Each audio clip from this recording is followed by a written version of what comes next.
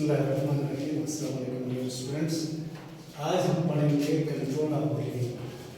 पिछली दफ़ा हमने ब्रीदिंग का मैकेनिज्म पढ़ा था, जहां हमें पता चला कि लंग्स ना खुद कंट्रैक्ट होते हैं ना रिलैक्स होते हैं, बल्कि जो चेस्ट कैविटी है वो जब दबाव बढ़ाती है तो लंग्स क्लोज हो जाते हैं, और जब दबाव कम होता है तो लंग्स एक्सपेंड हो जाते हैं। तो हवा एक्सपेंशन से हवा बाहर से अंदर आती है, कंट्रैक्शन से हवा अंदर से बाहर जाती है।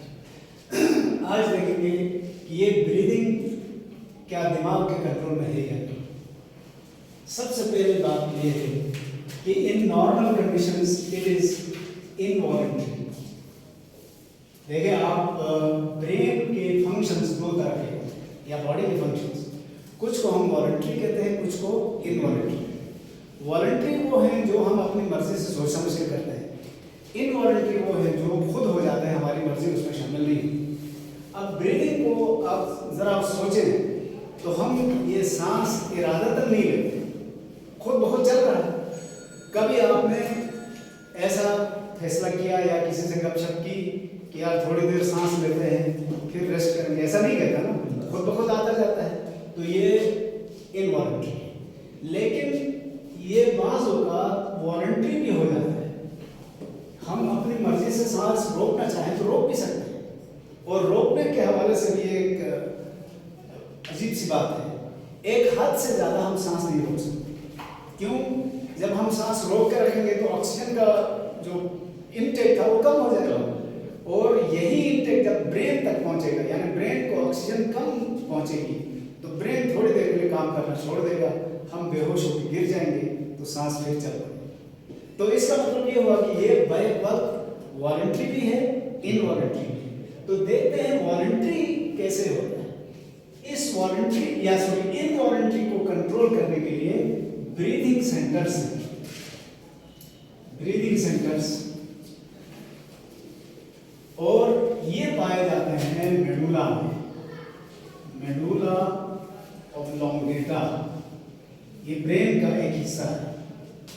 तो यहाँ अभी हम क्योंकि नर्वस सिस्टम आगे पढ़ेंगे तो वहाँ तफसील आएगी। आप सरसरी तौर पर इसको ऐसे देख लें कि हमारा ब्रेन कमोबेश इस शेप का है, फोर ब्रेन, मिड ब्रेन और हाइंड ब्रेन। हाइंड ब्रेन का ये हिस्सा मेडुला कहलाता है, मेडुला ऑब्लोंगेटा। इसका जो आगे वाला हिस्सा है ये वेंट्रल साइड कहलाता है, पीछे वाला ये हिस्सा डॉर्सल साइड कहलाता है। तो ये अतराफ जो होंगी वो लेटरल होंगी। जो ब्रीदिंग सेंटर इस मेडुला में है, यहाँ दो ब्रीदिंग सेंटर्स हैं। एक को कहते हैं इंस्पायरेटरी ब्रीदिंग सेंटर और दूसरा कहलाता है एक्सपायरेटरी ब्रीदिंग सेंटर। इन दोनों बातों से आपको अंदाजा हो गया होगा। इंस्पायरेटरी ब्रीदिंग सेंटर सांस को अंदर लाने में हेल्प करता है, और एक्सपायरेटरी ये सांस को बाहर निकालने में।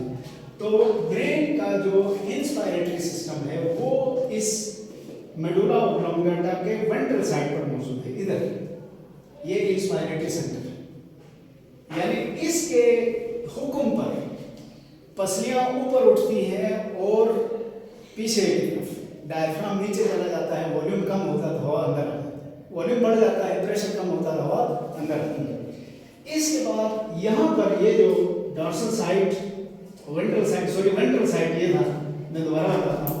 यहाँ वेंट्रल साइड पर ये इंस्पायरेटरी सेंटर है, और डॉर्सल साइड और लेटरल साइड यहाँ पर एक्सपायरेटरी सेंटर है। ये क्या करेगा?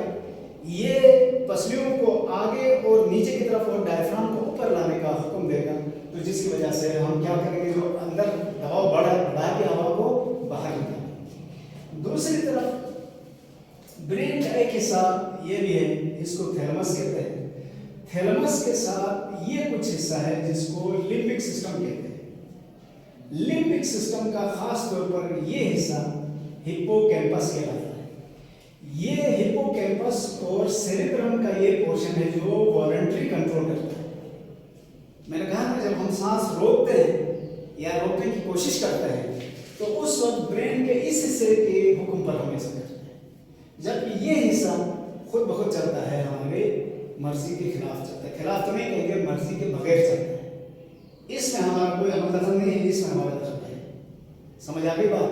तो ये था कंट्रोल मैकेनिज्म, यानी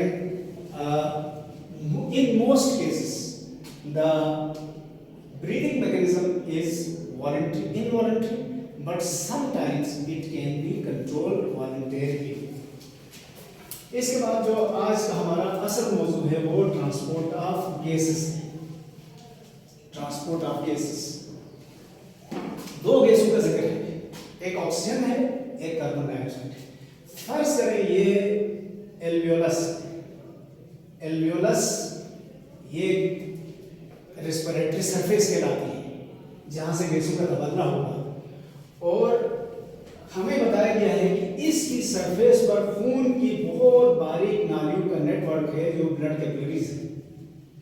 अब हम इसके ऊपर के बजाय हम फर्ज कर लेते हैं ये एल्वियोलस है और ये एक खून की नाली है जो कैपिलरी है। ये कैपिलरी एक्सचेंज की साइट है, यहाँ से कैपिलरीज के इकट्ठे होने से पल्मोनरी वेन बनकर टिश्यूज तक जाएगी। तो आगे फर्ज कर ले इधर से एक और जगह है, ये भी एक कैपिलरी है, इधर बाहर ब्लड तो नहीं कहेंगे, बॉडी टिश्यूज मौजूद है। मैकेनिज्म ये है कि जो हमने इंस्पायरेशन के जरिए ऑक्सीजन को इधर तक पहुंचाया था, इनहेल किया था, वो एल्वियोलाई तक है। यहाँ एल्वियोलाई से ये डिफ्यूज होकर खून में आएगी और खून में से ये सफर करते हुए जाएगी टिश्यूज तक। टिश्यूज में जाकर ये खून से बाहर निकलकर सेल्स के अंदर चली जाएगी ऑक्सीजन और जाकर वहां सेलुलर रेस्पिरेशन करेगी। जब सेलुलर रेस्पिरेशन करेगी तो इन्हीं सेल्स के अंदर कार्बन डाइऑक्साइड बनेगी। वो कार्बन डाइऑक्साइड टिश्यूज से डिफ्यूज होकर खून में आएगी, खून से ये घूम के लंग्स में आएगी और लंग्स से ये यहाँ जो लंग्स में ब्लड कैपिलरीज हैं इससे कार्बन डाइऑक्साइड डिफ्यूज होकर अंदर चली जाएगी। अब हमने जो डिस्कस करना वो ये है कि ऑक्सीजन लंग्स से उधर तक कैसे गई और कार्बन डाइऑक्साइड टिश्यूज से लंग्स तक कैसे आई। ये दो तरफा ट्रांसपोर्ट है। लंग्स से टिश्यू की तरफ कौन जा रहा है? ऑक्सीजन। और टिश्यूज से लंग्स की तरफ क्या आ रहा है? Carbon dioxide. तो हम इन दोनों गैसों को अलग अलग करके डिस्कस करेंगे। पहले देखेंगे transport of oxygen from lungs to tissues. पहले दो चार बातें और बताऊं आपको, अजीब बातें हैं, यानी हमने जो सरसरी बताया उससे ऐसा लग रहा है कि ऑक्सीजन के पास गोया अकल है और वो उसी अकल की मदद से लंग से निकलकर खून में जाकर आरबीसी में सवार होकर उधर टिश्यूज के पास जाके उधर के टिश्यूज के अंदर चली गई।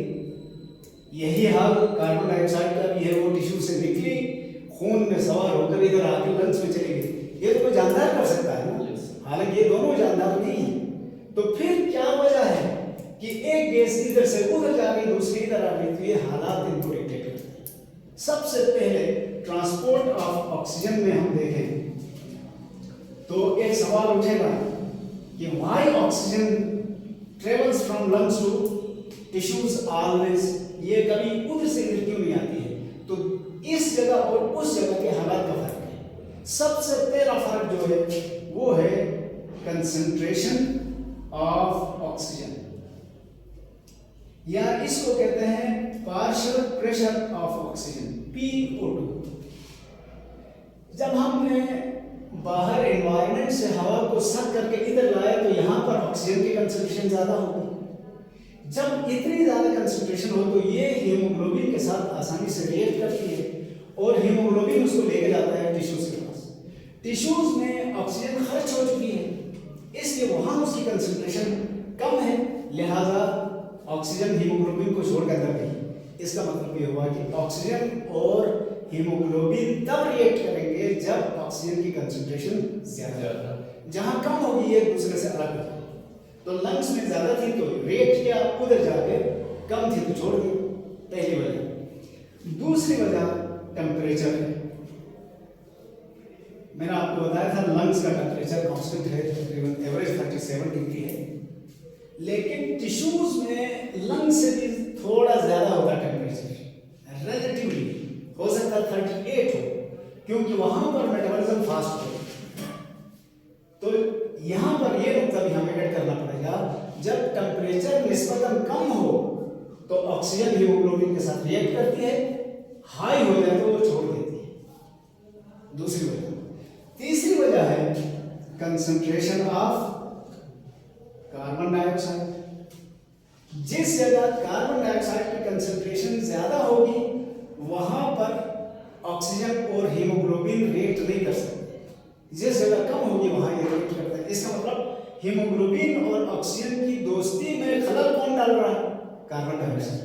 तो लंग्स के पास कार्बन डाइऑक्साइड कम है, इसलिए हीमोग्लोबिन और ऑक्सीजन रिएक्ट कर रहे हैं। टिश्यूज में कार्बन डाइऑक्साइड बनी है तो वहां उसकी कंसंट्रेशन ज्यादा है, इसलिए ये दोनों अलग हो जाता है और ऑक्सीजन अंदर चली जाती है। चौथी चीज, पीएच का भी थोड़ा फर्क है। यहाँ की पीएच मोर एसिडिक है, स्पेशली इन लंग्स, क्योंकि लंग्स में लैक्टिक एसिड भी बनता है। आई एम सॉरी, लंग्स कह रहा हूँ, मसल्स। तो जहाँ पीएच नॉर्मल हो वहाँ हीमोग्लोबिन और ऑक्सीजन मिलते हैं, जहाँ पीएच वैल्यू थोड़ी कम या एसिडिटी बढ़ जाए वहाँ ये दोनों अलग हो जाते हैं। अब ये सारी बातें करने के बाद डायरेक्ट नतीजा ये निकलता है, लंग से जब ऑक्सीजन डिफ्यूज होकर खून में आई तो इस ऑक्सीजन का हीमोग्लोबिन के साथ रिएक्शन हुआ। Hb हीमोग्लोबिन है, 4O2। ये इसलिए लिखा है कि एक हीमोग्लोबिन का मॉलिक्यूल 4 ऑक्सीजन मॉलिक्यूल्स को अपने साथ जोड़ सकता है। ये दोनों रिएक्ट करते हैं तो ये बन जाता है Hb4O2। इसका मतलब क्या है? इसको कहते हैं ऑक्सी हीमोग्लोबिन। और मुझे लगता है, कंफर्म बात नहीं है, ऑक्सी हीमोग्लोबिन का मतलब है ऑक्सीजन और हीमोग्लोबिन का जो रिएक्शन था वो सरसरी था, ये फिजिकल कांटेक्ट था, ये केमिकल रिएक्शन नहीं था। अगर केमिकल रिएक्शन होता तो हम क्या बोलते हैं? हीमोग्लोबिन ऑक्साइड पढ़ते हैं, वो नहीं पढ़ा। हमने क्या लिखा? Oxy haemoglobin. तो इसका मतलब लंग्स के आसपास ये सेट ऑफ कंडीशन थे जिसमें ये दोनों फिजिकली जुड़ गए, और टिश्यूज के पास इसका उलट था, इन कंडीशंस का उलट था, इसलिए वो दोनों अलग हो गए। तो हम कह सकते हैं 97% of oxygen is transported from lungs to tissues in this condition. किस कंडीशन में? ऑक्सी हीमोग्लोबिन की शक्ल। और लंग्स के पास जाकर ऑक्सीजन अलग हो गई और हीमोग्लोबिन अलग होकर वापस आई। ठीक हो गया? कोई कंफ्यूजन तो नहीं? अच्छा, 3% ऑक्सीजन डिसॉल्व हालत में चली जाती है। किस में डिसॉल्व? पानी में। खून में पानी भी है, खून के प्लाज्मा में तकरीबन 90% वाटर है, तो 3% ऑक्सीजन पानी में डिसॉल्व होकर भी उधर चली जाएगी। जहां इसकी कंसंट्रेशन ज्यादा थी यहाँ डिसॉल्व हुई, जहां कम थी वो पानी से निकल के अंदर चली गई। तो ट्रांसपोर्ट ऑफ ऑक्सीजन बस इतना सा है कि यहाँ से ज्यादातर ऑक्सीजन हीमोग्लोबिन लेकर जाती है और थोड़ी बहुत ऑक्सीजन पानी में हल होकर हो जाती है। अब मैं आपको हीमोग्लोबिन की सरसरी स्ट्रक्चर बताता हूँ, ये बाद में हमने कंपैरिजन भी करना है। हीमोग्लोबिन क्यों कहते हैं इसको? इसमें ये 4 चेन्स हैं। ये एक प्रोटीन है जिसमें 4 पॉलीपेप्टाइड चेन्स हैं। हर पॉलीपेप्टाइड चेन इस तरह से टर्शियरी स्ट्रक्चर में है और इसके साथ एक हीम ग्रुप जुड़ा हुआ है। हीम ग्रुप के अंदर आयरन होता है, ये इजाफी जुड़ा हुआ है। इसी तरह दूसरी चेन इस तरह से है, इसमें भी एक हीम ग्रुप है। तीसरी चेन इस तरह से है, इसमें भी एक हीम ग्रुप है। चौथी चेन इस तरह से है और इसमें भी एक हीम ग्रुप है। तो ऑक्सीजन दरअसल इस हीम ग्रुप के आयरन के साथ रिएक्ट करती है और आपके इल्म में है कि आयरन और ऑक्सीजन में रिएक्शन बहुत ज्यादा होता है, क्योंकि ये जो लोहे पे जंग लगता है ये ऑक्सीडेशन रिएक्शन है। तो इसका मतलब ये हुआ कि हीमोग्लोबिन सिर्फ 4 मॉलिक्यूलों को क्यों लेकर जा रहा है? क्योंकि इसके पास 4 हीम ग्रुप हैं। हर हीम ग्रुप में एक आयरन होता है, आयरन का एटम है, वही ऑक्सीजन को अपने साथ लेकर उधर जाता है। हो गई बात क्लियर? अब दूसरा है कार्बन डाइऑक्साइड टिश्यूज से लंग्स तक कैसे आते हैं, तो इसको हम पढ़ेंगे ट्रांसपोर्ट ऑफ कार्बन डाइऑक्साइड। इसमें कोई सवाल तो नहीं है? ट्रांसपोर्ट ऑफ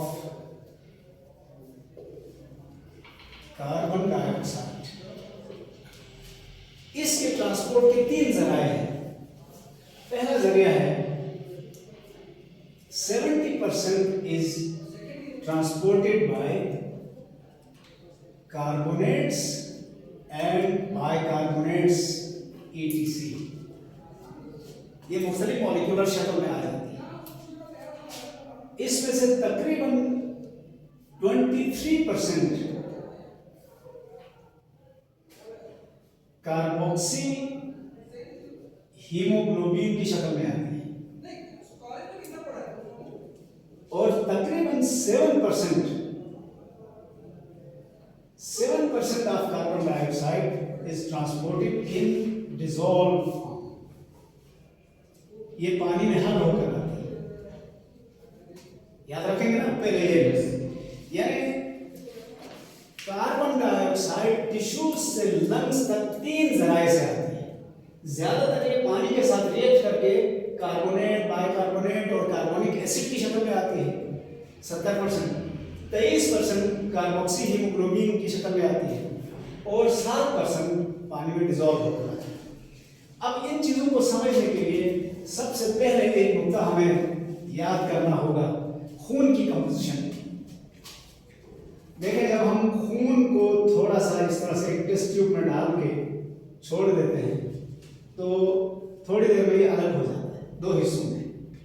सबसे नीचे वाला ये रेड होता है जो सेल्स पर मुश्तमिल है।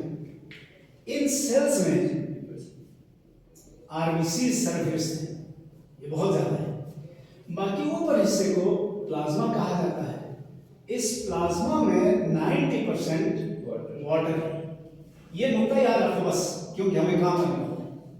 तो सबसे पहले टिश्यूज से जब कार्बन डाइऑक्साइड डिफ्यूज होकर खून में आई तो carbon dioxide reacts with water. ये नुकता सोचने वाला है। आप मुझे बताएं, पानी इस प्लाज्मा में ज्यादा है या आरबीसी के अंदर ज्यादा है? प्लाज्मा में। आरबीसी के अंदर तो 90% के करीब हीमोग्लोबिन होती, पानी तो बहुत कम है उधर। लेकिन ये रिएक्शन प्लाज्मा में नहीं होता। ये रिएक्शन कहां पर होता है? In RBC. दरिया को क्रॉस करके सेल के अंदर जाके जो पानी है उसके साथ रिएक्शन करता है। तो अजीब बात नहीं है। तो अब सवाल पैदा होगा, बाहर इतना सा पानी छोड़ के सेल के अंदर जाके इसने क्यों रिएक्शन किया? तो रिएक्शन के लिए एंजाइम की जरूरत है। यहां प्लाज्मा में एंजाइम नहीं है। एंजाइम कहां पर है? जो रेड ब्लड सेल्स है उनके अंदर है। वो है, एंजाइम का नाम है जी कार्बोनिक एनहाइड्रेज। ये एंजाइम इन दोनों में रिएक्शन करवाता है तो ये बन जाता है